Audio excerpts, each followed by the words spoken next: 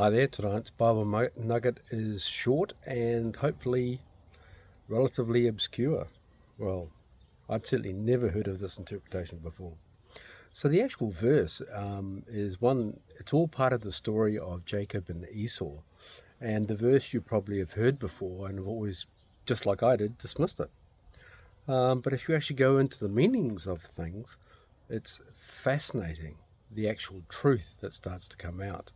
And it reveals so much more richness in the story. So it's in Genesis 25, and the verse is 27. And what it says in the King James, I'll read it from that. And the boys grew, and Esau was a cunning or skilled hunter, a man of the field, and Jacob was a plain man, dwelling in tents.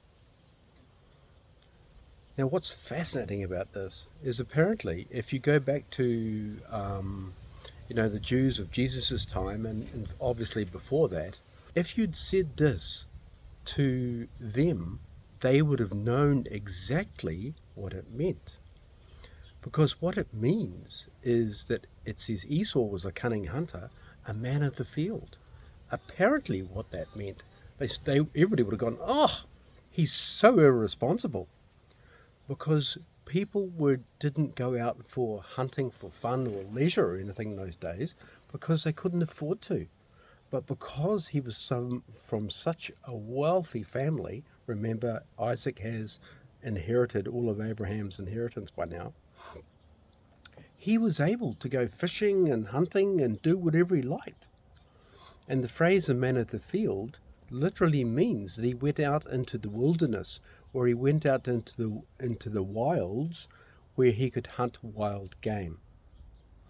And so that's what that actually means. So if a Jewish person of that time had heard about that he was a cunning hunter and a man of the field, he would have thought, oh, what a terrible son.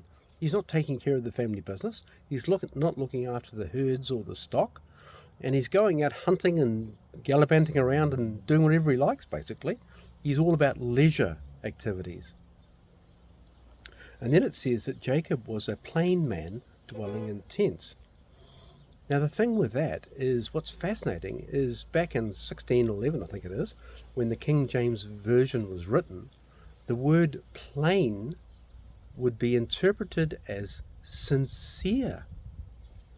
And in actual fact, that is a bad translation, because the original Hebrew word is pronounced tawn, T-A-W-N, and what that means is that means perfect and upright, a man of integrity and responsibility. So what they were saying here is that Jacob was a sincere man, a man who looked after the family flocks and their herds, and that he dwelled in tents. Now what that means is not what you think, maybe like he was a mummy's boy.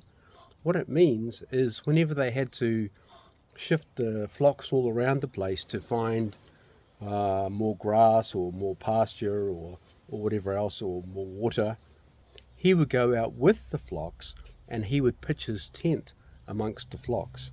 So he would go out and look after them. And that's what that means, is like he's taking care of the homestead, the home business, or however you want to phrase it. Not quite sure they would say that in the old days.